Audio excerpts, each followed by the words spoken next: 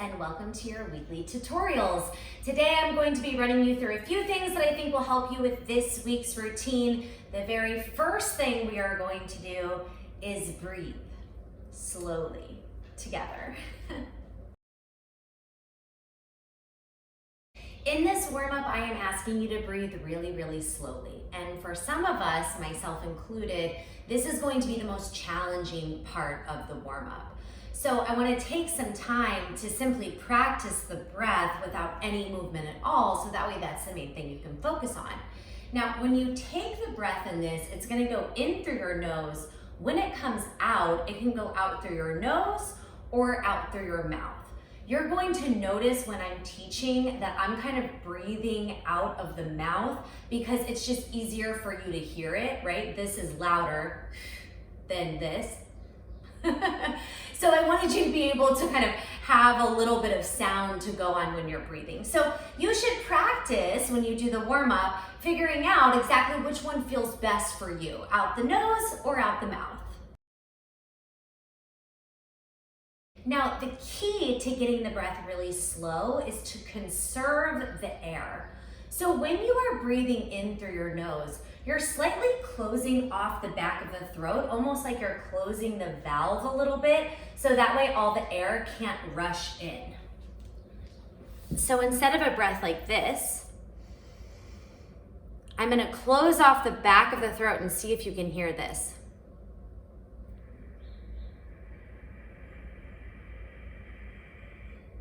When we breathe out, we also want to conserve the air. So a really good little drill is to take your hand and place it, right in front of your face.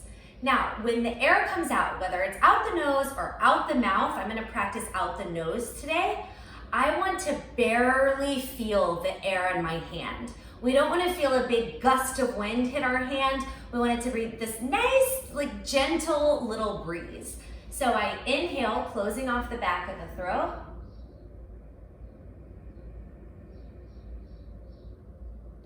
And then I'm going to exhale.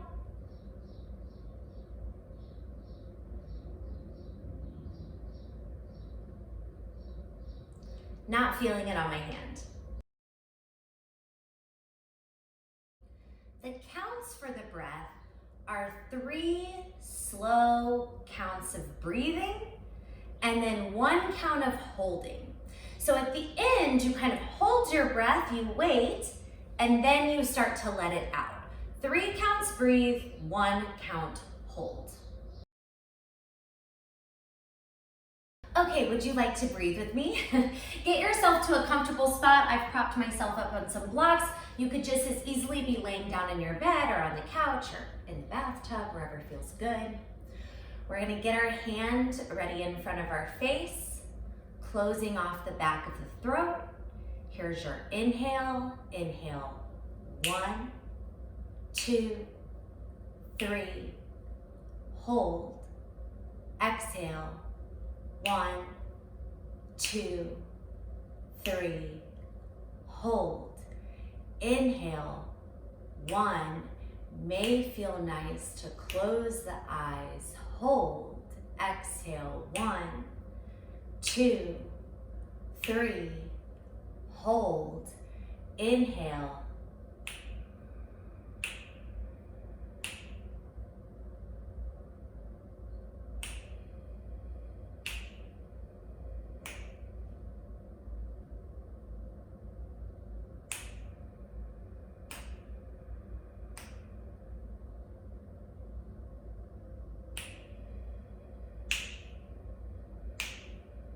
One more.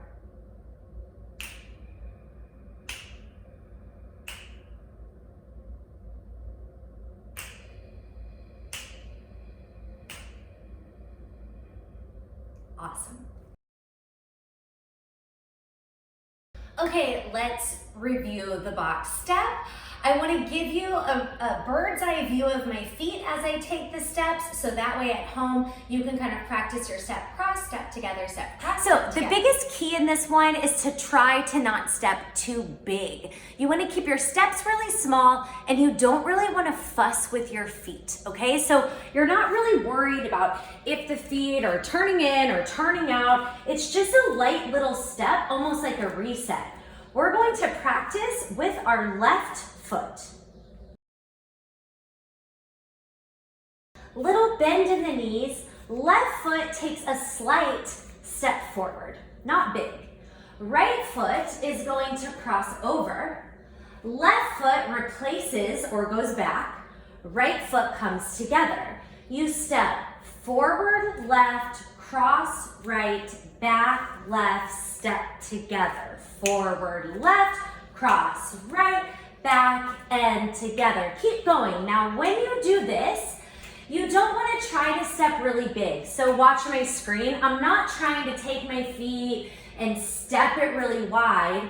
Instead, I'm keeping it tiny, as though I'm replacing the feet. Pick it up. Go step and cross. Now step and together. Have some fun. 1 and 2, 3 and 4 again. 1, cross, 2, 3 and 4.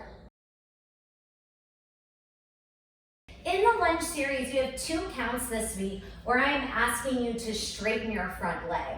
Now, the tricky thing about straightening the front leg is you're gonna wanna throw your chest back, and you'll feel it, it doesn't feel good in this lower back area.